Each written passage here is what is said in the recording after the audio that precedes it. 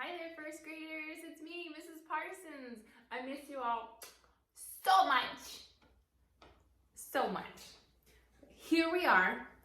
This is called remote learning, and it's when we're not in the classroom, but we're still growing our brains. So what does that look like? Well, for the next couple of weeks, hopefully only the next couple of weeks, we will be doing our learning like this, where I will be putting out YouTube videos to help you get through the week and to help your families as well. And then you will be submitting your work. You'll have an adult take a picture of your work and then send it to me. Don't worry about that, first graders. We'll let the adults take care of that part.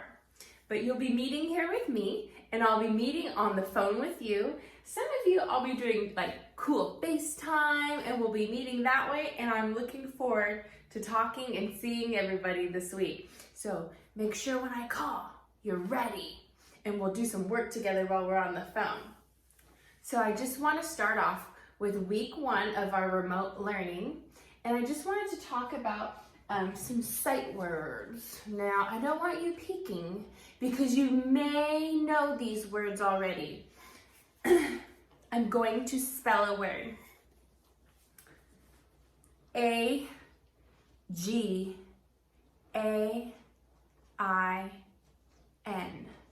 I'm going to spell it again. I'm going to spell it again one more time.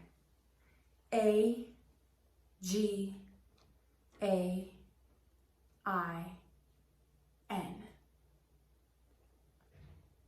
Do you think you know it? Is it in your brain? Okay, I'm going to show it to you.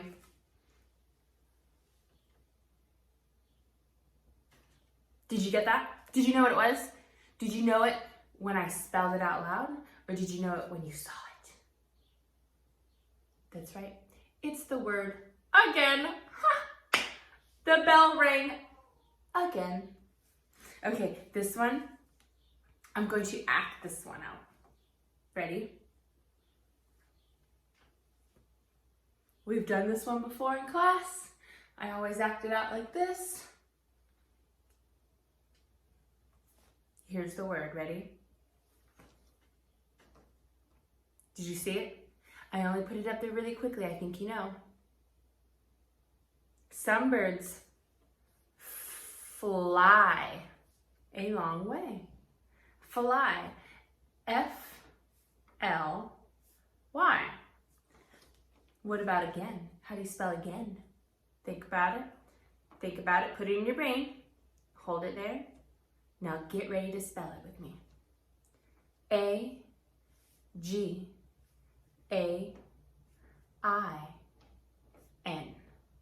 Again. Remember when we act this one out in class, we'd always go like this. Again?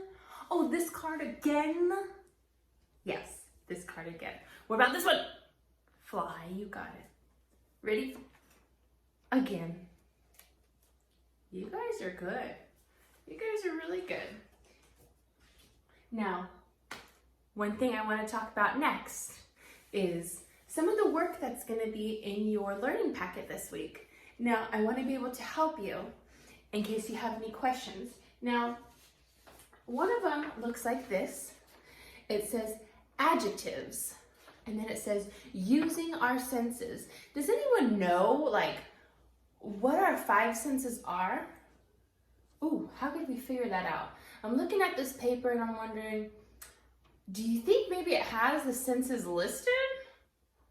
I see some eyes. That one says looks. Yeah, we can look with our eyes. That's one of our senses.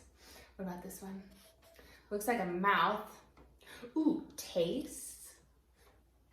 Smells. It's got a nose. This one's got a hand. What do you think that means? What do you think the hand means? Oh, feels. How something feels. And the last one is, oh, what was that? Oh, yeah, how something sounds. So adjectives, they are words that describe something. Now, adjectives describe something. Now, this one right here says looks. How could we describe how something looks from this word bank? So you're going to pick from these words. You're going to have to cut them out. Be very careful with scissors, remember. Cut them out, and glue them into the spaces that match either how something looks, how something tastes, how something smells, feels, or sounds. So for this one, they have this how something looks. Could something look sour? Probably not. Could something look cold? No, maybe not. I think that would be more like how something feels. What about, could something look big? Yeah, something could look big. I'm looking over at something right now. It's my wood stove and it looks really big. That makes sense. So I would put big in this box. What about how something tastes? Could something taste sour? Back to that little picture of the lemon. Yeah, something could taste sour. It's describing how something tastes. A lemon tastes sour. Now for this other page, it's all about nouns. Now we've worked on nouns very hard throughout this first grade year, and it's called a nouns maze. Now at nouns maze, all these words in here, they're going to try to trick you. Remember, we're always trying to trick students. Why is that? Because you're so smart, that's why. Now, in nouns maze, you're gonna have to read the words and think, is that a noun? Now, what is a noun again? It describes a person, a place, or a thing. Now, a person. Ooh, I'm a teacher. I'm a person. A place. Ooh, our school. A thing. This blue crayon. Those are some examples of nouns. A person, a place, or a thing. Now, as we do our nouns maze, the first word is bird. Now, if it's a noun, you're going to color it, and you're going to get this little boy all the way to the gumball machine right here. Now, the first word is bird. Is that a person, a place, or a thing? Well, I know it's not a person. I know it's not a place. Is the bird a thing? Ooh, it is. So I'm going to color the word bird. Color it, color it, color it. Now the next word, sand. Is that a person, a place, or a thing? Well, should I go that way to sand? Is that a noun? Or should I go down and go to hop? Hop. That sounds like something I do. That sounds like an action word. And an action word is called a verb. That's right. It's a verb. So we don't want hop. I think it's going to be sand. Is sand a person, a place, or a thing? It's not a person. It's not a place. Is it a thing? Yeah, sand is a thing. I'm going to color sand next. Let's see. Next word. If I'm trying to get to the gumball machine, do I want to go to the word around or Billy? Which one is a person, a place, or a thing? Around or Billy? Ooh, I'm thinking Billy because he's a person. So I'm going to color Billy. Ooh, that looks good.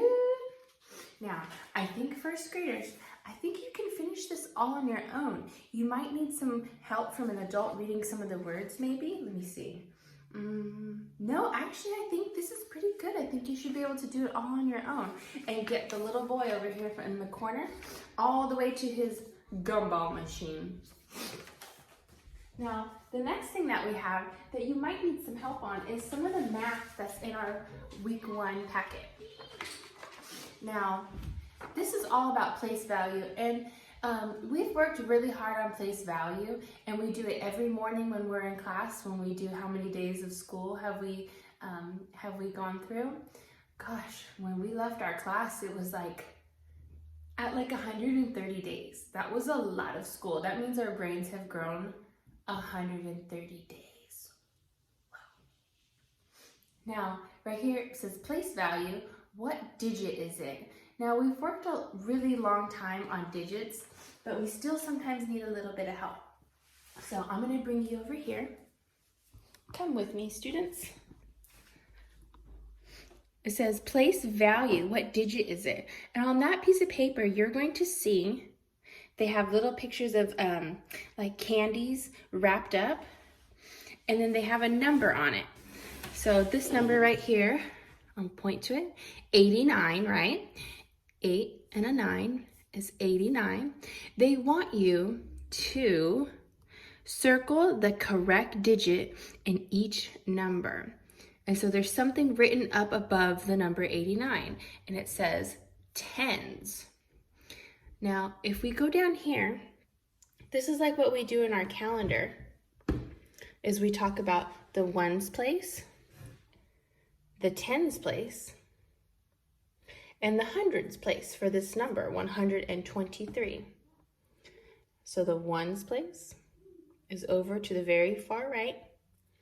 The tens place is next, because that's how many groups of 10, and then how many groups of 100.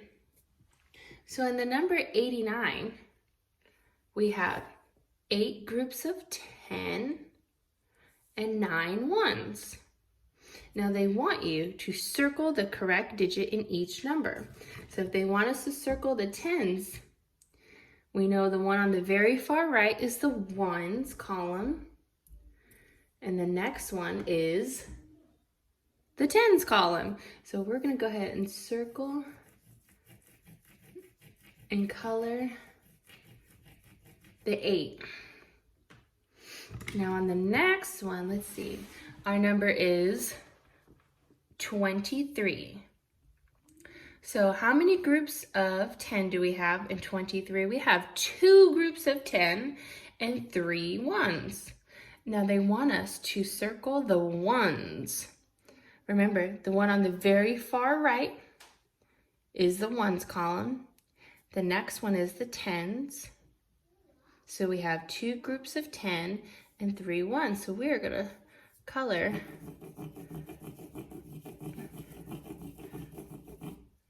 the ones. Now our next one, here I'll pick a different color. What number is that? 48. They want us to color in the tens place. Well, we know this is the ones. We have 8 ones, and we have 4 groups of 10. So we're gonna color the tens column right here.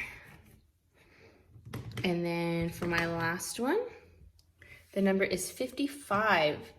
What's written up above 55? It says ones. Well, we know the ones column is all the way to the right. So we have 5 ones and 5 groups of 10. So we're gonna color, we're gonna color the 5 ones. And that is how we do our place value page.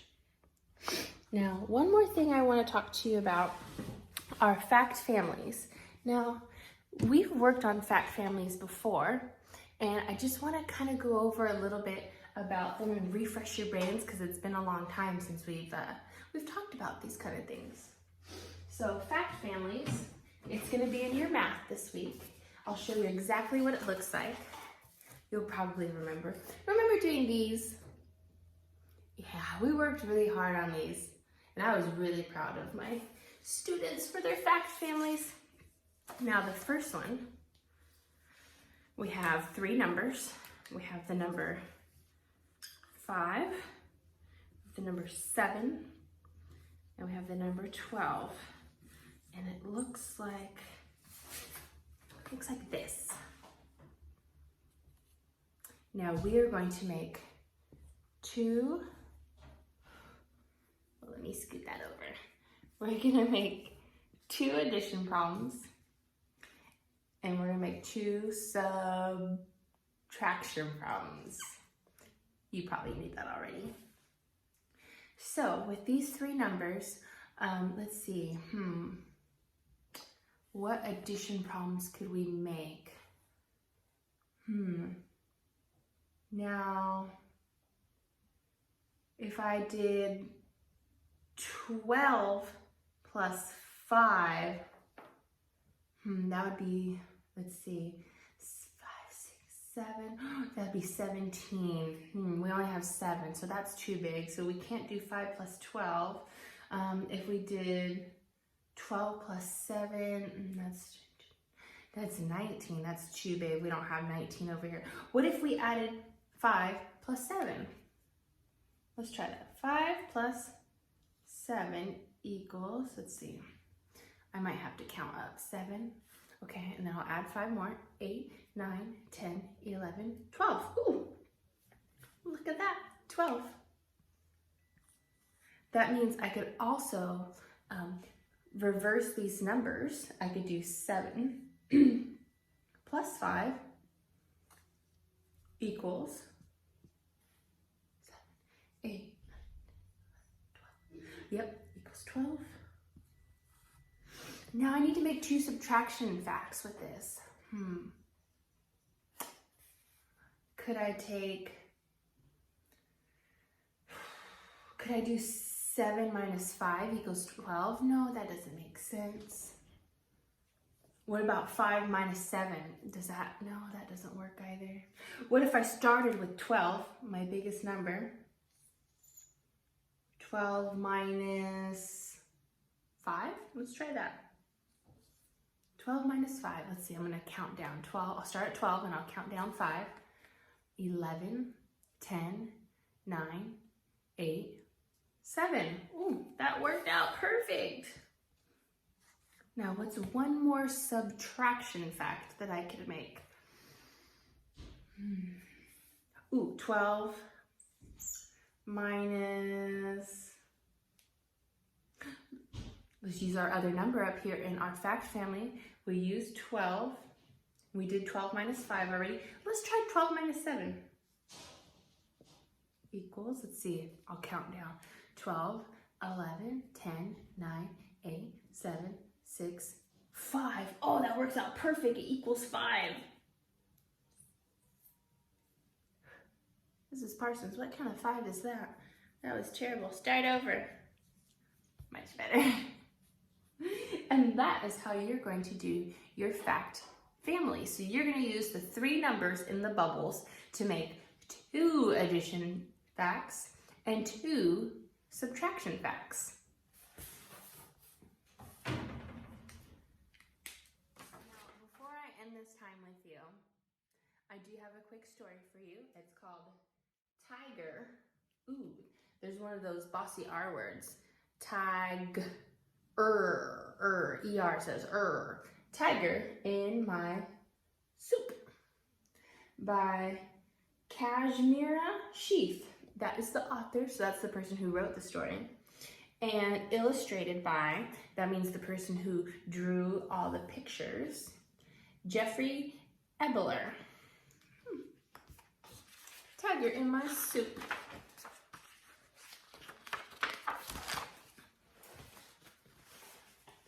Today, my big sister is in charge of the house, the lunch, and me. Oh boy. I hold up my book. Will you read to me? I ask. Not now, she says.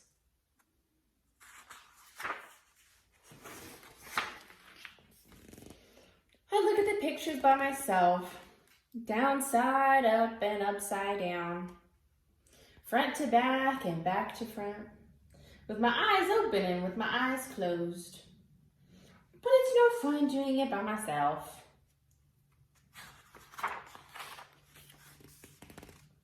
Will you read my book to me? I ask. Ooh, that word. Again. It's about tigers. Big, hungry tigers. My sister doesn't answer. I try something else. I'm hungry. This time she hears me.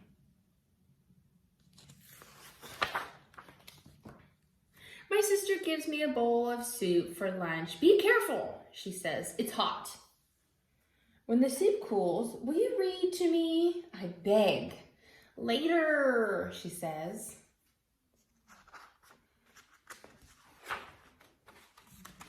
I stir my soup, something steamy puffs up. A tiger! There's a tiger in Do you think this is really happening, or do you think he's using his imagination? Something to think about. I drop my spoon. I glance over at my sister. Help! My sister grumbles. She hands me a clean spoon. The tiger looks really mad. Can you see his mad face? I have to protect myself, so I stab at him with my spoon. Some tiger spit lands on my face. Ooh. This means war! He's fighting with the tiger. Oh my gosh. I launch a missile at the tiger, right on target. Where did he go? Uh-oh.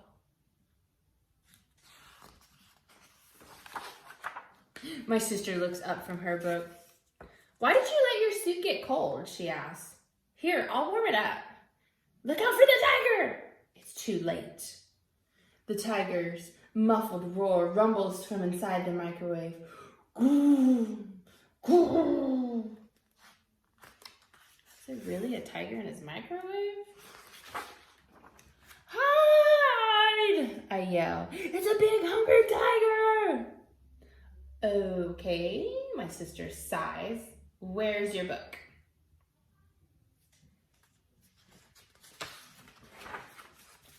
I hand it to her and she begins to read. No, I say, you have to roar like a tiger. In the hot, steamy jungle, there was a loud roar. Grrr.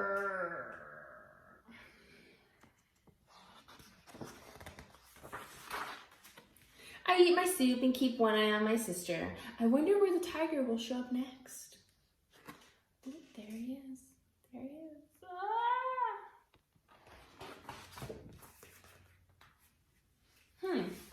It seemed like this main character had a really hard time getting his sister to read, so maybe he started reading it himself and then got a little carried away, imagining there was a tiger in his soup.